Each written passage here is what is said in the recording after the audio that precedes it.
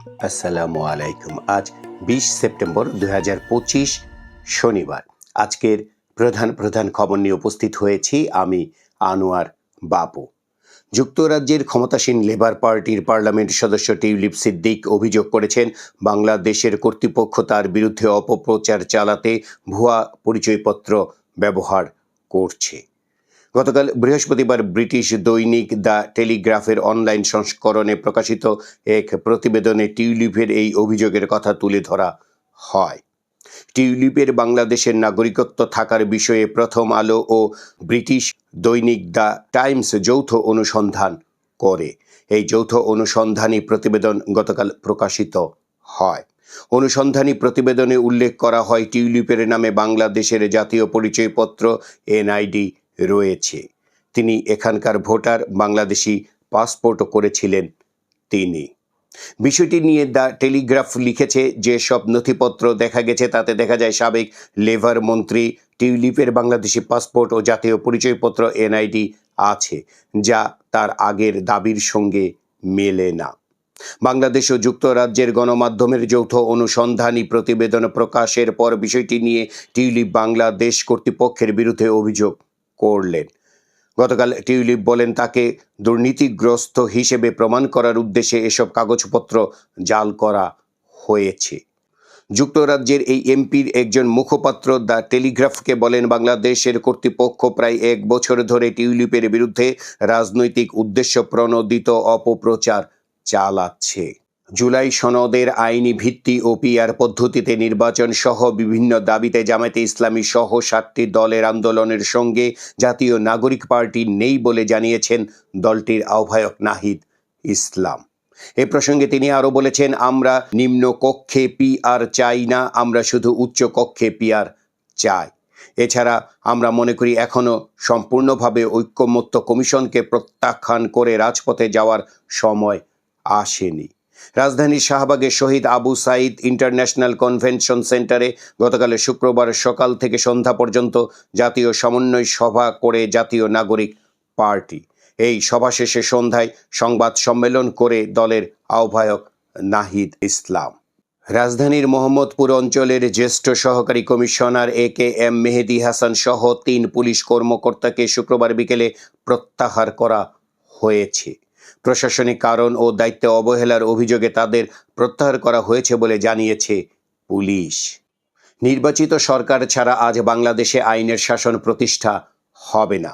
তাই যারা সামনের নির্বাচন নিয়ে নানা কৌশলে বিতর্ক তুলছে ও জাতীয় সঙ্গীত পাল্টে দিতে হবে, ৭২-এর সংবিধান বাতিল করতে হবে, ৪ মূলনীতি বাতিল করতে হবে বলে দাবি করছে, তারাই এখন গণতন্ত্রের শত্রু। কথাগুলো বলেছেন বাংলাদেশ কমিউনিস্ট পার্টি CPBর সভাপতি মোহাম্মদ শাহ আলম। রাজধানীর ইঞ্জিনিয়ার্স ইনস্টিটিউশনে গতকাল শুক্রবার সন্ধ্যায় CPBর ৪ দিনব্যাপী ত্রয়োদশ কংগ্রেসের উদ্বোধনী অনুষ্ঠানে কথা বলেন শাহ আলম। এর আগে বেলা ৩টায় জাতীয় সঙ্গীত ও আন্তর্জাতিক কমিউনিস্ট সঙ্গীত পরিবেশনের মধ্য দিয়ে কংগ্রেসের উদ্বোধন করা হয়। উদ্বোধনী অনুষ্ঠানে সভাপতির বক্তব্য দেন CPBর সভাপতি। রাজধানীর সরকারি ৭ কলেজ নিয়ে ঢাকা কেন্দ্রীয় বিশ্ববিদ্যালয় গঠন, মাধ্যমিক ও উচ্চ শিক্ষা অধিদপ্তরকে ২ ভাগ করার উদ্যোগ এবং প্রাথমিকের বই ছাপানোর কাজ প্রাথমিক শিক্ষা অধিদপ্তরকে দেওয়ার প্রস্তাব সহ নানা কারণে সাধারণ শিক্ষা ক্যাডারের শিক্ষক কর্মকর্তাদের মধ্যে ক্ষোভ ও হতাশা বিরাজ করছে। এছাড়া দীর্ঘদিন ধরে নতুন পদ সৃষ্টি না হওয়া, পদোন্নতি আটকে থাকা এবং ৩য় গ্রেড না পাওয়ার কারণেও হতাশ হয়ে পড়েছেন শিক্ষকেরা। শিক্ষা ক্যাডারে কর্মরত এমন ২০ জন শিক্ষকের সঙ্গে কথা বলে এসব তথ্য জানা গেছে।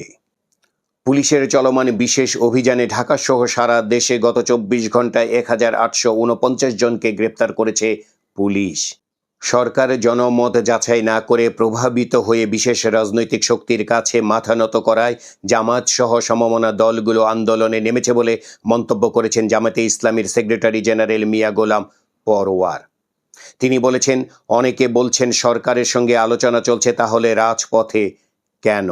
আমরা বলতে চাই, জুলাই সনদ করবেন, গোপনে বিএনপির কাছে যাবেন, এটি হতে দেওয়া হবে না। আমাদের নিরপেক্ষভাবে ডাকেন, আমাদের ৫ দফা দাবি মানেন, আমরা আন্দোলন থেকে সরে দাঁড়াবো। রংপুর পাবলিক লাইব্রেরির মাঠে গতকাল শুক্রবার বিকেলে জামায়াতের বিক্ষোভ কর্মসূচিতে এসব কথা বলেন গোলাম পরোয়ার। দেশের কারাগারগুলোতে ধারণ ক্ষমতার দ্বিগুণ বন্দী রয়েছে। কারাগারগুলোতে বন্দীদের চাপ কমাতে নতুন 6টি কারাগার করা হচ্ছে।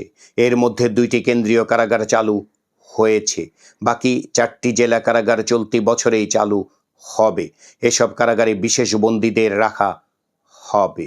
ঋণের টাকা শোধ না করে এবার উল্টো পাওনাদার ব্যাংকের বিরুদ্ধে মামলা করেছে বিতর্কিত শিল্প গ্রুপ এস আলম। বিনিয়োগকারী ব্যাংকগুলোর বিরুদ্ধে গত মে মাস থেকে এ পর্যন্ত 13টি মামলা করেছে গ্রুপটি।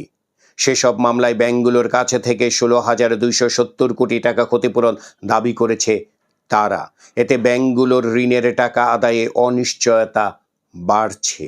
বাংলাদেশ ভ্রমণে নিজ দেশের নাগরিকদের সতর্ক করেছে কানাডা সরকার। দেশটির সরকারি ওয়েবসাইটের ভ্রমণ বিভাগে গত বৃহস্পতিবার এক বিজ্ঞপ্তিতে এই সতর্কতা জারি করা হয়। এতে বলা হয়, বিক্ষোভ সহিংসতা ছাড়াও বাংলাদেশ, বিশেষ করে রাজধানী ঢাকায় সন্ত্রাসী হামলার হুমকি রয়েছে। সাবেক প্রধানমন্ত্রী শেখ হাসিনার বেসরকারি শিল্প ও বিনিয়োগ বিষয়ক উপদেষ্টা সালমান এফ রহমান তার পরিবারের সদস্য সহ 27 জনের বিরুদ্ধে 568 কোটি টাকা আত্মসাতের অভিযোগে মামলা করেছে বিটিআরসি। রাজধানীর গুলশান থানায় বৃহস্পতিবার সন্ধ্যায় মামলাটি করেন বিটিআরসির সিনিয়র সহকারী পরিচালক তৌফিকুল আলম। প্রাথমিক বিদ্যালয়ে গানের শিক্ষক নিয়োগের প্রজ্ঞাপন বাতিল এবং ধর্মীয় শিক্ষক নিয়োগের দাবিতে রাজধানীতে বিক্ষোভ ও সমাবেশ করেছে জাতীয় উলামা মাশায়েখ আইম্মা পরিষদ। সংগঠনটির নেতারা বলেছেন, এ দাবি দ্রুত মেনে নেওয়া না হলে অন্তর্বর্তী সরকারকে কঠোর আন্দোলনের মুখোমুখি হতে হবে। গতকাল জুমার নামাজের পর রাজধানীর বাইতুল মোকাররম মসজিদের উত্তর গেটে আয়োজিত সমাবেশে এ হুঁশিয়ারি দেন পরিষদের নেতারা।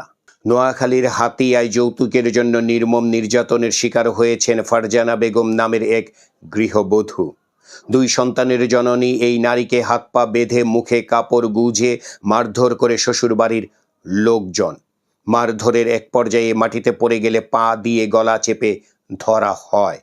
এখানেই শেষ নয়, ভুক্তভোগীর বাবাকে ফোন করে শোনানো হয় তার মেয়ের আর্তনাদ। পরে খবর পেয়ে ওই গৃহবধূকে উদ্ধার করে উপজেলা স্বাস্থ্য কমপ্লেক্সে নিয়ে যায় পুলিশ। গত বৃহস্পতিবার রাতে বুড়িরচর ইউনিয়নের রেহানিয়া গ্রামে এ ঘটনা ঘটে। নরসিংদী সদর উপজেলার চরাঞ্চল আলোকবালী ইউনিয়নে আবারও গুলির ঘটনা ঘটেছে। এতে এক নারী নিহত হয়েছেন। গতকাল শুক্রবার দুপুরে মেঘনার শাখা নদী থেকে বীরগাঁও সাতপাড়া গ্রামের সড়কে উঠে এলোপাতাড়ি গুলি চালায় অস্ত্রধারীরা। এতে পাশের বাড়িতে থাকা এক নারী গুলিবিদ্ধ হয়ে নিহত হন। নিহত নারীর নাম ফেরদৌসী আক্তার, বয়স 35 বছর। তিনি সাতপাড়া গ্রামের রায়েস আলীর স্ত্রী। কুমিল্লার হোমনায় মাজারে হামলা ও বাড়িতে আগুন দেওয়ার ঘটনায় মামলা হয়েছে। হোমনা থানায় গত বৃহস্পতিবার রাতে পুলিশ এ মামলা করেছে। মামলায় 2000 জনকে আসামি করা হয়েছে। তবে গতকাল শুক্রবার শেষ খবর পাওয়া পর্যন্ত কাউকে গ্রেপ্তার করা হয়নি। কক্সবাজারের গহীনে পাহাড়ে গড়ে ওঠা আস্তানায় অভিযান চালিয়ে নারী শিশু সহ 66 জনকে উদ্ধার করেছে যৌথ বাহিনী। ওই 66 জনকে টেকনাফ থেকে সাগরপথে মালয়েশিয়ায় পাচারের উদ্দেশ্যে জড়ো করা হয়েছিল।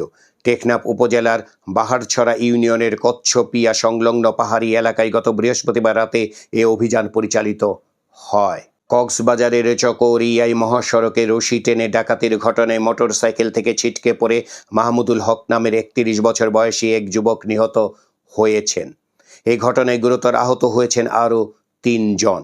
পরে অভিযান চালিয়ে 4 ডাকাতকে আটক করে পুলিশ। গত বৃহস্পতিবার রাতে উপজেলার ফাঁসিয়াখালী ইউনিয়নের ফাঁসিয়াখালী ঢালা এলাকায় এ ঘটনা ঘটে। আন্তর্জাতিক খবরে দেখা যাচ্ছে, যার যা কিছু আছে তাই নিয়ে গাজা সিটি ছাড়ছেন ফিলিস্তিনিরা। বিনোদনের খবর, ইটালিয়ান অভিনেত্রী সোফিয়া লোরেনের জন্মদিন আজ। 1934 সালে রোমে তার জন্ম। প্রথম অভিনয় 16 বছর বয়সে। Vittorio D seeker two women সিনেমায় অভিনয় করে 1962 সালে জেতেন অস্কার।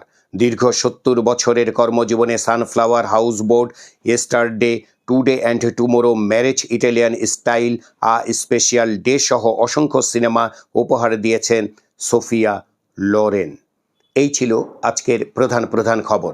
আমাদের এই খবর নিয়ে আপনাদের যদি কোনো মতামত থাকে তাহলে কমেন্ট বক্সে জানাতে পারেন। আর আমাদের এই চ্যানেলটি সাবস্ক্রাইব করে আমাদের সাথেও থাকতে পারেন।